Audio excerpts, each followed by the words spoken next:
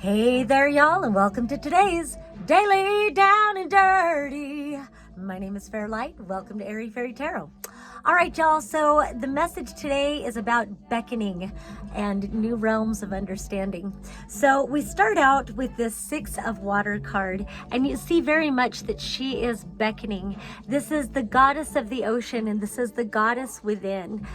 We are the water. And there is something about with beckoning and new realms of understanding. It's a lot of recognition coming through about the nature of reality, the realities that we live, that it's all a fabricated reality. Fabricated fucking reality. And so we've somewhat been hypnotized into, creating these realities, and we don't have to do that, based on some sort of fear or obedience paradigm. We can go deeper within, and we can go into the expanses of our consciousness and really be nourished by what is waiting for us there. Really a time of shifting our conceptualizing of our worthiness and going more into receiving, knowing that we are complete systems unto ourselves. And so that's a vast difference from the old paradigms of reality that we've been living in, that doorways aren't really open to us. We feel like we have to continue walking the same rut that we're on often enough. That has to do with, and I feel like if these were right side up, we're coming out of this energy where, we feel like we have to be the support system for everybody else's happiness. And you see that we carry so much pressure on us. His arm is breaking, his face is cracking, like all of these things just to uphold the community or uphold other people's joy.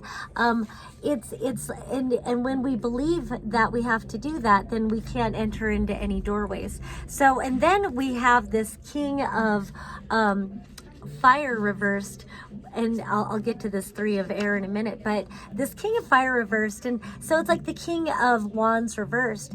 And one, it feels like it perverts our sexual energy, our creative power, our sexual power, where when we're in a greater self-acceptance and we're living for the expression of our creativity and our passions, then we can be more aligned. But when we are so confined to these other paradigms of fabricated reality, it prevents us from making choices for ourselves, and it distorts and perverts who we are, and our sexuality finds different ways to express itself that isn't really nourishing. And so it does feel like we're planting new seeds. I always want to sing that Nina Simone song, it's a new dawn, it's a new day, and a new life for me. It's like that. It's and you see that he's bleeding onto these acorns that he's planting, and there's something about the work. It's like preparing for the winter, something like that. There is a lot of working within all seasons with the cycles, but preparing for what is to come. And so I don't know what it's getting into. I like that it's planting seeds now, and it's springtime here, but there's still something about that squirrel that wants to say, squirreling things away, just little ways that you can take care of yourself now, ways you can be prepared. And so, and that's a word that they kind of want me to sit on, is that you can do things for yourself now so that later on you're already prepared, whatever that's about. But it really is about planting seeds for those things which you truly wish to cultivate into your life, what you truly wish to nourish and have rooted and anchored into your world. So then we go to all of these cards, but I guess I'll break them up a little bit. So we start with this 10 of Water.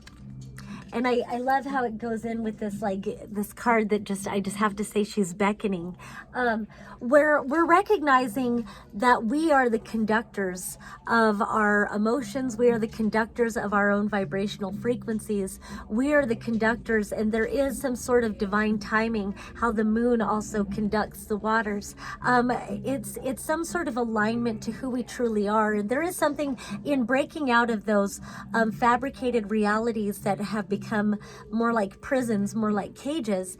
So much of it is realigning to our own divine timing, allowing the clocks to be tools, but nothing more than that, calendars to be tools, but nothing more than that, recognizing it as a pseudoscience. It's nothing real that should dictate or dominate our lives, and definitely that shouldn't be dictating our survival. And so this really is reorchestrating your life in a way where you become the conductor of what waves in and what waves out, and that helps bring a conclusion to old cycles. And I love that this is a 10. 10s indicate the completion of a cycle, and then this is like the World card, which is about ending major cycles, and then it's like reorienting yourself to the spiral, reorienting yourself to the spiral of life, and stepping into a new octave where you're able to fly free. I love the blue heron so much. I don't ever usually talk about the wolf, but the wolf is finding our pack, finding those who are really attuned to this new world that we're creating, planting seeds for. And then also it's a new type of community where we find our own individual expression, where we express our authentic vibrational frequency, our own sovereignty, and we fly free and we dance to the beat of our own drum, and somehow that benefits the whole, being our most authentic selves. And then that brings us into this death rebirth card. So we're ending cycles here with this 10 of water and this world card, and then we're coming into this death rebirth. So of course there's never just an ending. We complete a cycle, but we're already giving birth to the new. We're already gestating those things which we wish to give birth to within ourselves. We're already shedding the skin of our old selves because we've expanded beyond that. And so I really love, you see that there's a baby inside that golden egg, and so we're giving birth to new things. And then what's fun is that then we have a baby right here. It's the one, normally in most traditional tarot, the one is the magician. I really like how this is a baby, and it's so connected to like the crown chakra, the violet into white light, and that's a brand new rebirthing, but it's a birthing to a spiritual self. And so I like that it's about this gestation, that we are in the process of closing out cycles. We are dissolving the barriers of the cages that are from this old paradigm, this old world, and planting the seeds. And in that we are preparing, like as this was speaking about, preparing for the birth of a new paradigm, which is a new expression of our spiritual self. So it does take time. We are in the process of these things happening. And then, so with this number one, with this baby being reversed, then we've got this 11 of water reversed. Oops, I'm dropping my cards. Sorry about that. That one really wanted to be by itself apparently. So with this process, what we're gestating is this 11 of water reversed. And so if you look at this, I think we're bringing clarity to the confusion. You see that her mind is kind of muddled, and I think a lot of that is repressing our emotions, because this is a water card.